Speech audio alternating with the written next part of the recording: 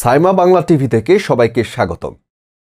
আজ নারায়ণগঞ্জ মহানগর শ্রমিক দলের আহ্বায়ক এস.এম. আসলাম এর সভাপতিত্বে জাতীয় বিপ্লব ও সংহতি দিবস পালন করা হয়।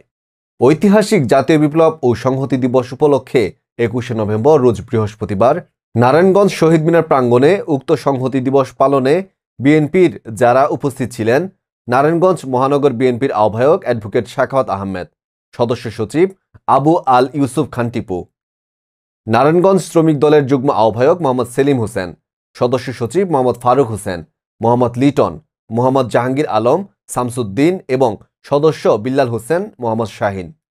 আনুষ্ঠানিক শেষে নারায়ণগঞ্জ শ্রমিক দলের সদস্য সচিব মোহাম্মদ ফারুক হোসেনের নেতৃত্বে এক বিশাল শোডাউন নিয়ে নারায়ণগঞ্জ শহীদ মিনার প্রাঙ্গণ থেকে ২ নং রেল গেট এসে স্থগিত হয়।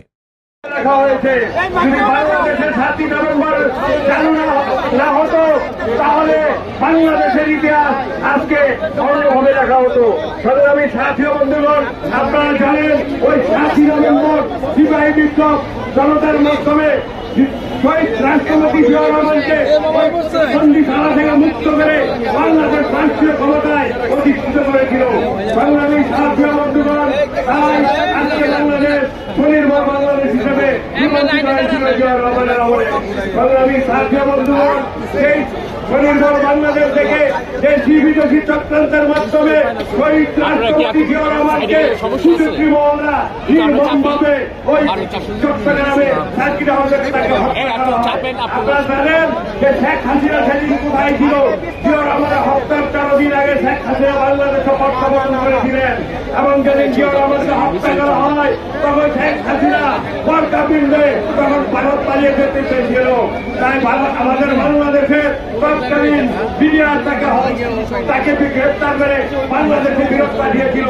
তাই এখন শেখ হাসিনা ষড়যন্ত্র চালিয়ে যাচ্ছে।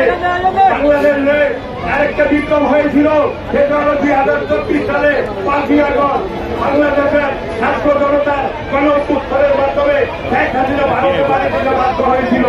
শেখ হাসিনা শুধু ভারতে পালিয়ে নিয়ে শান্ত হয়নি, এখন বাংলাদেশের মানুষের প্রতিষ্ঠিত হওয়ার জন্য হাজার হাজার কোটি টাকা বাংলাদেশের থেকে পাচার করছিল। সেই টাকা শর্ত করে এখন বিভিন্ন সেক্টরে বিভিন্ন শিক্ষা আমি বলবো বাংলাদেশের আওয়ামী লীগের আর কোন স্থান নেই যেখানে সেখানেই প্রতিরোধ।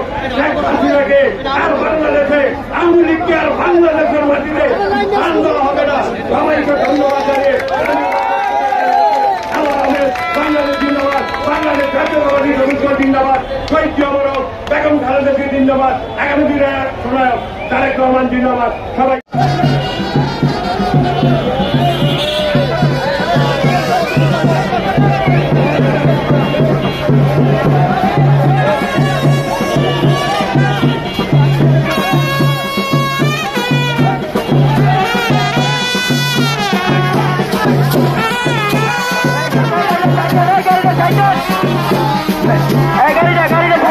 গাড়িটা নামাজ